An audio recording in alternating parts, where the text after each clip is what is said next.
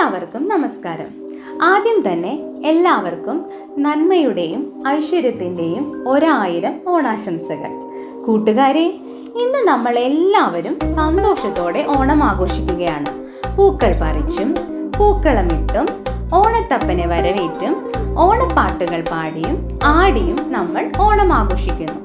നമ്മൾ എല്ലാ വർഷവും ഓണം ആഘോഷിക്കാറുണ്ട്. പക്ഷെ നമ്മൾ എന്തിനാണ് ഓണം ആഘോഷിക്കുന്നത് എന്ന് നിങ്ങൾ ആലോചിച്ചിട്ടുണ്ടോ? എല്ലാ കൂട്ടുകാർക്കും അതൊന്ന് അറിയണ്ടേ?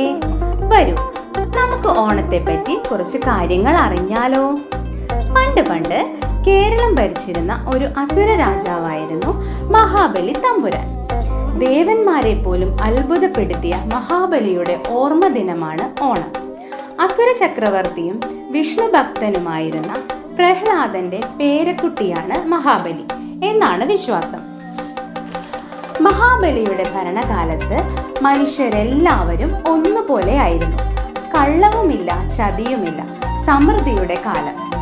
എന്നാൽ മഹാബലിയുടെ ഭരണം ദേവന്മാരെ അസൂയപ്പെടുത്തി.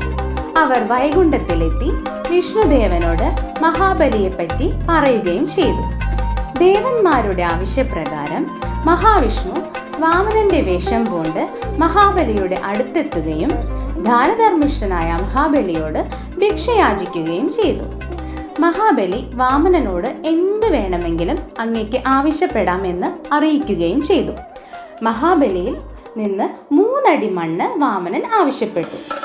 ദേവന്മാരുടെ തന്ത്രം മനസ്സിലാക്കിയ അസുരഗുരു ശുക്രാചാര്യർ മഹാബലിയെ ദാനം നൽകുന്നതിൽ നിന്ന് പിന്തിരിപ്പിക്കാൻ ശ്രമിച്ചു. എന്നാൽ എല്ലാവരോടും നന്മ മാത്രം ചെയ്യുന്ന മഹാബലി 3 അടി മണ്ണ് ദാനമായി എടുത്തുകൊള്ളാൻ വാമനനോട് പറഞ്ഞു. വാമന രൂപം കൊണ്ട മഹാവിഷ്ണു തന്റെ കാൽപാദം അളവുകോലാക്കുകയും 2 അടിയിൽ തന്നെ ഭൂമിയും ആകാശവും അളന്നെടുത്തു. ഇനി എന്താണ് ഞാൻ അളക്കേണ്ടത് എന്ന് ചോദിച്ചപ്പോൾ മഹാബലി പറഞ്ഞു തന്റെ ശിരസിൽ ചവിട്ടി പാതാളം അളന്നെടുത്തുകൊള്ളാൻ ആവശ്യപ്പെടുകയും ചെയ്തു.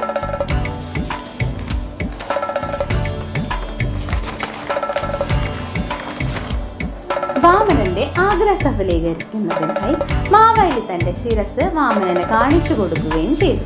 വാമനൻ തന്റെ പാദസ്പർശത്താൽ മഹാബലിയെ പുണ്യവാനാക്കുകയും ചെയ്തു.